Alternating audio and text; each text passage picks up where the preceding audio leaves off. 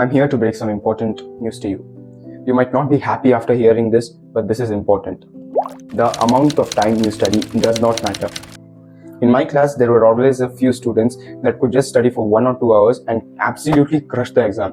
And there were other students like me who studied for 3, 4, or even 5 hours and still couldn't grasp the study material. I suggest you go by the motto, how should I study, rather than how long should I study. So in this video, I'll be listing out a few mistakes that can be avoided so that you can ace your exams and tests. So let's get started without any further ado. Okay, so the first mistake usually happens during the class, when you're hearing but not listening. What this refers to is, when you're talking to someone, you hear the individual words and have a vague idea about what they're talking, but you fail to understand the deeper message.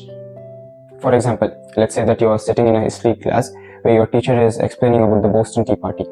In the Boston Tea Party, a group of colonists disguised as Native Americans raided 3 ships on the Boston Harbor and threw a huge amount of tea into the sea to protest against the tea tax imposed on them.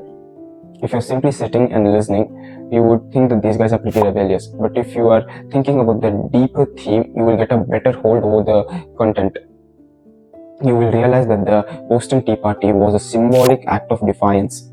These are the ideas that will help you ace your exams and tests. So now, how do you get better at listening? It's pretty simple. It might come off a bit controversial, but try taking notes. When I say try taking notes, I'm not telling you to write everything that the teacher is telling, but first digest the topic and then write it in your own words on the sheet of paper. Mistake number 2, procrastination. Procrastination is one of the biggest challenges that high school students face. Waiting until the last minute to submit assignments or preparing for exams. This can lead to stress and lowers quality work. This also affects your overall performance and learning. To combat procrastination, you can try using a planner or a digital calendar. Break down your tasks into smaller, manageable parts and set deadlines for each. This helps you to keep a track of your progress and helps you stay organized. Also, create a study space for yourself, free from any kind of distractions. Mistake number 3. Now I want you to think about the last time you asked your teacher a question or raised your hand in the class. Like most people, you might have felt nervous. You were afraid of being judged by your class teacher or afraid of being judged by your friends. While this feeling is completely normal, you should not let this feeling prevent you from asking questions in the class. Learning is a vulnerable process, and you can only progress once you owe up to things you don't understand. I totally understand. It might be a bit difficult to ask a question among a dozen other students. But believe me when I say this, none of them are gonna remember your face nor the question that you asked once they step out of the classroom. Mistake number 4, ignoring your mental health. High school can be stressful, and neglecting your mental well-being can impact your performance.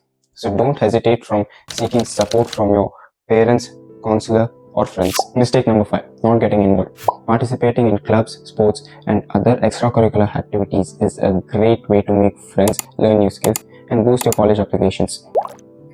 Don't let your academic life overshadow other aspects of your development. While grades are important, other skills and interests are equally as valuable. Mistake number 6, not preparing for the future. Whether it's applying for colleges, preparing for job markets, or looking into trade schools, it's essential to start early. Set goals, seek guidance, and take proactive steps so as to ensure that you are ready for what comes next.